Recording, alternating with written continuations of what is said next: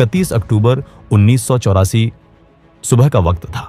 प्रधानमंत्री इंदिरा गांधी अपने निवास से निकलकर पास ही मौजूद एक दूसरे बंगले की ओर जा रही थी। वहीं उन्हें एक ब्रिटिश अभिनेता और फिल्म मेकर को इंटरव्यू देना था। दोनों इमारतें बिल्कुल पास पास थीं, इसलिए इंदिरा गांधी ने गाड़ी लेने के बजाय पैदल ही जाने का फैसला किया। जैसे ही इंदिरा गांधी गेट के पास पहुंची, अचानक उनका एक बॉडीगार्ड सामने आया। अगले ही पल उस बॉडीगार्ड ने अपनी रिवॉल्वर निकाली और इंदिरा गांधी पर लगातार 3 गोलियां चला दी। गोलियां लगते ही इंदिरा गांधी जमीन पर गिर पड़ी।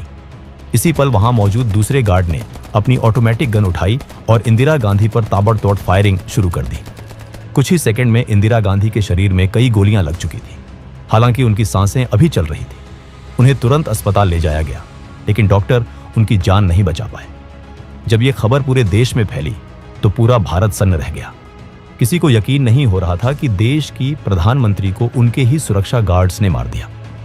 इस वीडियो में हम 2D एनिमेशन के जरिए बताएंगे कि आखिर क्यों और कैसे इंदिरा गांधी की हत्या की गई।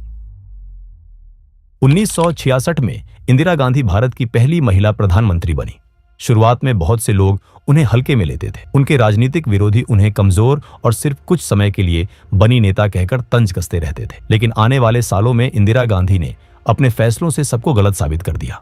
1971 के आम चुनावों में इंदिरा गांधी ने गरीबी हटाओ का नारा दिया। उन्होंने पूरे आत्मविश्वास के साथ चुनाव लड़ा। जब नतीजे आए तो पूरा देश हैरान रह गया। कांग्रेस ने 352 सीटें जीत ली। इस जीत के साथ इंदिरा गांधी ने यह दिखा दिया कि अब वो सिर्फ प्रधानमंत्री नहीं, बल्कि देश की सबसे ताकतवर नेता बन चुकी है। उनकी अगुवाई में ही 1971 का भारत पाक युद्ध हुआ। इस युद्ध में भारत ने पाकिस्तान को करारी शिकस्त दी और ईस्ट पाकिस्तान अलग होकर बांग्लादेश बन गया। 1974 में दुनिया के कई देशों के विरोध के बावजूद भारत ने परमाणु परीक्षण किया और अपनी ताकत का ऐलान कर दिया। कुछ ही सालों में इंदिरा गांधी को आयरन लेडी कहा जाने लगा, लेकिन राजनीति में कामयाबी के साथ विवाद भी चलते रहे। 1971 में इंदिरा गांधी ने रायबरेली से चुनाव जीता था। उनके विरोधी ने आरोप लगाया कि चुनाव में गलत तरीकों का इस्तेमाल किया गया। मामला इलाहाबाद हाई कोर्ट तक पहुंचा। कोर्ट ने इंदिरा गांधी को दोषी माना और उन पर चुनाव लड़ने की रोक लगा दी। इसके बाद इंदिरा गांधी सुप्रीम कोर्ट पहुंची। सुप्रीम कोर्ट ने उन्हें प्रधानमंत्री बने रहने की इजाजत दे दी, लेकिन इस फैसले के बाद देश भर में जोरदार विरोध शुरू हो गया। 1975 में दिल्ली के रामलीला मैदान में जयप्रकाश नारायण ने इंदिरा गांधी पर लोकतंत्र खत्म करने का आरोप लगाया। उसी समय देश में रेल हड़ताल, महंगाई और भ्रष्टाचार जैसे मुद्दे भी चल रहे थे। इंदिरा गांधी की कुर्सी डगमगाने लगी। जब उन्हें लगा कि उनकी सरकार गिर सकती है, तब उन्होंने एक बहुत बड़ा और विवादित फैसला लिया। 25 जून 1975 की आधी रात को पूरे देश में आपातकाल लागू कर दिया गया। लोगों के अधिकार छीन लिए गए, प्रेस पर पाबंदी लग गई और लोकतंत्र लगभग थम सा गया।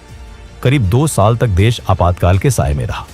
1977 में जब चुनाव हुए तो जनता ने अपना गुस्सा वोट के जरिए दिखा दिया। इंदिरा गांधी को करारी हार का सामना करना पड़ा। पंजाब में भी कांग्रेस हार गई और अकाली दल ने प्रकाश सिंह बादल की अगुवाई में जीत हासिल कर ली।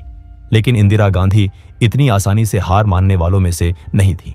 सत्ता में वापसी के लिए उन्होंने पंजाब की राजनीति पर ध्यान देना शुरू किया। वहां उन्होंने एक स्थानीय प्रचारक जरनैल सिंह भिंडरावाले को समर्थन दिया। भिंडरावाले ने लगातार 3 साल तक जमीन स्तर पर काम किया, लोगों के बीच गए और कांग्रेस को मजबूत करने की कोशिश की। 1980 के लोकसभा चुनावों के साथ साथ पंजाब विधानसभा चुनावों में भी कांग्रेस को जीत मिली। इंदिरा गांधी एक बार फिर सत्ता में लौट आई, लेकिन इस हार से अकाली दल काफी नाराज हो गया। अकाली दल ने मांग उठाई कि पंजाब को एक अलग सिख डोमिनेटेड पंजाबी भाषा बोलने वाले स्टेट के रूप में ज्यादा अधिकार मिलने चाहिए। इस मांग को जरनैल सिंह भिंडरावाले का भी खुला समर्थन मिल गया। अकाली दल अपनी बात राजनीतिक और संवैधानिक तरीके से रख रहा था, लेकिन भिंडरावाले का रास्ता कहीं ज्यादा कठोर था। उसकी भाषणबाजी धीरे धीरे और तेज होती गई और पंजाब का माहौल बदलने लगा। कुछ ही सालों में पंजाब में उग्रवाद बढ़ने लगा। डर, हिंसा और अविश्वास का माहौल चारों तरफ फैलने लगा। सिख समुदाय की सबसे पवित्र जगह गोल्डन टेम्पल को कुछ उग्रवादी संगठनों ने अपना ठिकाना बना लिया। वहीं से उनके ऑपरेशन चलने लगे। इस पूरे नेटवर्क का सबसे बड़ा चेहरा था जरनैल सिंह भिंडरावाले। पंजाब में हालात लगातार बिगड़ रहे थे और इंदिरा गांधी चाहती थीं कि किसी भी तरह शांति वापस लाई जाए। आखिरकार जून 1984 में इंदिरा गांधी ने एक बहुत बड़ा और मुश्किल फैसला लिया। उन्होंने ऑपरेशन ब्लू स्टार को मंजूरी दे दी। भारतीय सेना ने गोल्डन टेम्पल परिसर के अंदर जाकर ऑपरेशन शुरू किया। कुछ ही दिनों में सेना ने उग्रवादियों को वहां से हटा दिया, लेकिन इस कार्रवाई में उग्रवादियों के साथ साथ कई निर्दोष लोग भी मारे गए। गोल्डन टेम्पल का एक अहम हिस्सा अकाल तख्त बुरी तरह क्षतिग्रस्त हो गया। सरकार के लिए ये एक सुरक्षा अभियान था, लेकिन सिख समुदाय के लिए ये उनके धर्म और आस्था पर सीधा हमला था। इस घटना के बाद पूरे सिख समाज में इंदिरा गांधी के प्रति गहरा गुस्सा पैदा हो गया। इंदिरा गांधी को भी इस नाराजगी का एहसास था। उन्होंने सिख समुदाय का गुस्सा कम करने की कोशिश की। वो सिख समाज के बड़े नेताओं से मिली, सार्वजनिक बयान दिए और साफ कहा कि वो सिखों के खिलाफ नहीं है। लेकिन उनके ये प्रयास लोगों का गुस्सा शांत नहीं कर पाए। धीरे धीरे उन्हें जान से मारने की धमकियां मिलने लगी। खुफिया एजेंसियों ने कई बार उन्हें सलाह दी कि अपनी सुरक्षा से सिख गार्ड्स को हटा दिया जाए, लेकिन इंदिरा गांधी ने यह सलाह मानने से इनकार कर दिया। उनका मानना था कि ऐसा करने से सिख समुदाय में गलत संदेश जाएगा और नफरत और बढ़ेगी। साथ ही उन्हें अपने सिख गार्ड्स पर पूरा भरोसा था। इन्हीं गार्ड्स में से एक था बेअंत सिंह, जो पिछले 10 सालों से इंदिरा गांधी की सुरक्षा में तैनात था। लेकिन ऑपरेशन ब्लू स्टार ने बेअंत सिंह को अंदर से तोड़ दिया था। वो अक्सर अपने अंकल कहर सिंह के साथ गुरुद्वारे जाने लगा। एक दिन कथा सुनते समय बेअंत बहुत भावुक हो गया और जोर जोर से रोने लगा।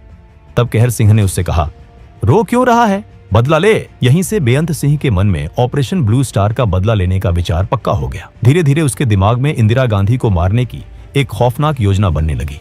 कुछ दिनों बाद बेअंत सिंह ने इंदिरा गांधी की सुरक्षा में तैनात सतवंत सिंह को अपना प्लान बताया। ऑपरेशन ब्लू स्टार के बाद सतवंत सिंह के मन में भी इंदिरा गांधी के लिए गुस्सा और नफरत भर चुकी थी। उसके दिल में भी बदले की आग जल रही थी। इसलिए बिना ज्यादा सोचे सतवंत सिंह भी बेअंत सिंह के साथ इस साजिश में शामिल हो गया। एक दिन सतवंत सिंह प्रधानमंत्री आवास में अपनी ड्यूटी पर था। तभी उसकी नजर वहां एक बाज पर पड़ी, जो परिसर के अंदर एक पेड़ पर बैठा हुआ था। सतवंत ने तुरंत बेअंत सिंह को बुलाया और उसे वो बाज दिखाया। सिख धर्म में बाज को बहुत खास माना जाता है। सिखों के 10वें गुरु गुरु गोबिंद सिंह जी से बाज का गहरा संबंध माना जाता है। इसी वजह से सिख समुदाय में बाज को शुभ संकेत समझा जाता है। दोनों ने इस घटना को एक इशारा माना। उन्हें लगा जैसे गुरु की तरफ से कोई संदेश आया हो। उस पल के बाद दोनों ने यह तय कर लिया कि अब और इंतजार नहीं करना है और गुरु के आदेश का पालन करते हुए उन्हें जल्द से जल्द कदम उठाना होगा। अक्टूबर आते आते पूरा प्लान लगभग तैयार हो चुका था। इसके बाद बेअंत सिंह और सतवंत सिंह ने कहर सिंह से मुलाकात की। तीनों के बीच विस्तार से बातचीत हुई और इंदिरा गांधी की हत्या के लिए 31 अक्टूबर 1984 की तारीख तय कर दी गई। बेअंत सिंह और सतवंत सिंह ने 31 अक्टूबर के लिए अपनी ड्यूटी सेंट्री बूथ के पास लगवा ली। इसी जगह के पास एक बाथरूम भी था। सतवंत सिंह ने पेट खराब होने का बहाना बनाया और हेड कांस्टेबल किशन लाल से अपनी ड्यूटी बदल ली। बेअंत सिंह ने भी अपनी सुबह की ड्यूटी के लिए जय नारायण से शिफ्ट बदल ली। 31 अक्टूबर को इंदिरा गांधी का एक ब्रिटिश अभिनेता और निर्देशक पीटर यूस्टिनोव के साथ इंटरव्यू तय था। वो इंदिरा गांधी पर एक डॉक्यूमेंट्री फिल्म बना रहे थे। ये इंटरव्यू इंदिरा गांधी के ऑफिस के पास ही एक बंगले में होना था, जो बस कुछ कदमों की दूरी पर था। इसी वजह से इंदिरा गांधी ने फैसला किया कि वो पैदल ही वहां तक जाएंगे। सुबह के 9 बज चुके थे। इंटरव्यू की सारी तैयारियां पूरी हो चुकी थी। बस कुछ ही मिनटों में इंदिरा गांधी को निकलना था। जैसे ही इंदिरा गांधी चलते हुए सेंट्री बूथ के पास पहुंची, उनकी नजर अपने सबसे भरोसेमंद बॉडीगार्ड बेअंत सिंह पर पड़ी। हमेशा की तरह इंदिरा गांधी ने हल्की मुस्कान के साथ उसे नमस्ते कहा, लेकिन आज बेअंत सिंह के चेहरे पर न कोई मुस्कान थी, न कोई सम्मान। अगले ही पल बेअंत सिंह ने अचानक अपनी सरकारी रिवॉल्वर निकाली और बिना एक पल का भी वक्त दिए इंदिरा गांधी पर लगातार 3 गोलियां चला दी। गोलियां लगते ही इंदिरा गांधी जमीन पर गिर पड़ी।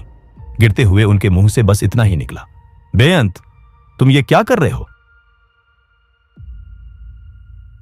इंदिरा गांधी को गिरते देख इस साजिश में शामिल दूसरा आदमी सतवंत सिंह बुरी तरह घबरा गया। यह देखकर बेअंत सिंह उस पर चिल्लाया, देख क्या रहा है, गोली चला। और फिर सतवंत सिंह ने अपनी ऑटोमेटिक कार्बाइन उठाई और जमीन पर पड़ी इंदिरा गांधी पर अंधाधुंध फायरिंग शुरू कर दी। गोलियों की आवाज सुनते ही आसपास तैनात सुरक्षा गार्ड और आईटीबीपी के जवान दौड़ते हुए वहां पहुंच गए। बेअंत सिंह और सतवंत सिंह को चारों तरफ से घेर लिया गया। जवाबी फायरिंग हुई। इस फायरिंग में बेअंत सिंह वहीं ढेर हो गया, जबकि सतवंत सिंह गंभीर रूप से घायल हुआ और उसे जिंदा पकड़ लिया गया। उधर इतनी ज्यादा गोलियां लगने के बाद भी इंदिरा गांधी की सांसें अभी चल रही थी। वो जिंदा थी। आर के धवन और सुरक्षा कर्मचारी दिनेश भट्ट ने तुरंत उन्हें उठाया और एक एम्बेसडर कार की पिछली सीट पर लिटा दिया। बिना एक पल गवाए गाड़ी सीधे एम्स की तरफ दौड़ पड़ी। सुबह लगभग 9:30 बजे इंदिरा गांधी को एम्स पहुंचाया गया। देश के सबसे बेहतरीन डॉक्टर उनके इलाज में जुट गए। ऑपरेशन थिएटर के बाहर सोनिया गांधी का रो रो कर बुरा हाल था। राजीव गांधी उस वक्त पश्चिम बंगाल के कांटी में चुनाव प्रचार के लिए गए हुए थे। तब तक कई वरिष्ठ कांग्रेस नेता भी एम्स पहुंच चुके थे। उनके चेहरों पर सिर्फ दुख नहीं बल्कि डर भी साफ दिख रहा था। डर इस बात का कि अगर इंदिरा गांधी नहीं बची तो देश एक बार फिर आग में जल सकता है। लगातार कई घंटों तक डॉक्टरों ने ऑपरेशन थिएटर में इंदिरा गांधी की जान बचाने की हर मुमकिन कोशिश की, लेकिन जख्म बहुत गहरे थे और खून जरूरत से ज्यादा बह चुका था। आखिरकार दोपहर लगभग 2 बजे डॉक्टरों ने इंदिरा गांधी को मृत घोषित कर दिया। लेकिन सरकार के लिए यह सिर्फ एक मौत की खबर नहीं थी, ये एक ऐसी खबर थी जो पूरे देश को आग में झोंक सकती थी। इसी डर की वजह से शाम तक इंदिरा गांधी की मौत की आधिकारिक जानकारी मीडिया से छुपा कर रखी गई। राजीव गांधी को तुरंत संदेश भेजा गया और कुछ ही घंटों में वो दिल्ली पहुंच गए। इसके बाद कांग्रेस के शीर्ष नेताओं के बीच एक गंभीर चर्चा शुरू हुई। सवाल सिर्फ एक था, देश का अगला प्रधानमंत्री कौन होगा। लगभग सभी की राय एक जैसी थी कि राजीव गांधी को ही ये जिम्मेदारी संभालनी चाहिए। लेकिन राजीव गांधी की पत्नी सोनिया गांधी इस फैसले के खिलाफ थी। सोनिया को डर था कि अगर राजीव प्रधानमंत्री बने तो कहीं उनकी जान को भी खतरा ना हो। काफी देर तक बातचीत और मंथन चलता रहा, लेकिन आखिरकार यह तय हो गया कि राजीव गांधी ही देश के नए प्रधानमंत्री होंगे। उधर जैसे ही इंदिरा गांधी को गोली लगने की खबर फैली, एम्स के बाहर लोगों की भारी भीड़ जमा हो गई। सभी को अब भी उम्मीद थी कि शायद इंदिरा गांधी बच जाए। लोग प्रधानमंत्री की हालत जानने के लिए बेचैन थे। हालात तब और बिगड़ गए जब धीरे धीरे लोगों तक ये बात पहुंची कि इंदिरा गांधी को बचाया नहीं जा सका और उनकी हत्या उनके ही 2 सिख गार्ड्स ने की है। धीरे धीरे सिख विरोधी नारे लगने लगे। स्थिति इतनी खराब हो गई कि विदेश दौरे से लौटकर सीधे एम्स पहुंच रहे राष्ट्रपति ज्ञानी जैल सिंह की गाड़ी पर भी पत्थरबाजी शुरू हो गई, सिर्फ इसलिए क्योंकि वो भी सिख थे। अस्पताल के पास से गुजर रही बसों को रोका जाने लगा। सिखों को बसों से खींचकर बाहर निकाला गया और उनके साथ मारपीट शुरू कर दी गई। शाम 6 बजे ऑल इंडिया रेडियो और रात 8 बजे दूरदर्शन पर जब इंदिरा गांधी की मौत की खबर आधिकारिक तौर पर प्रसारित की गई, तब तक ये खबर पूरे देश में फैल चुकी थी। जैसे जैसे खबर का दायरा बढ़ता गया, वैसे वैसे दंगों का दायरा भी फैलता चला गया। पूरे देश में अफरा तफरी मच गई। 31 अक्टूबर की रात ही राष्ट्रपति ने राजीव गांधी को प्रधानमंत्री पद की शपथ दिला दी। लेकिन सबसे भयावह मंजर दिल्ली का था। यहाँ दंगे अपने चरम पर पहुंच चुके थे। जगह जगह हिंसा हो रही थी।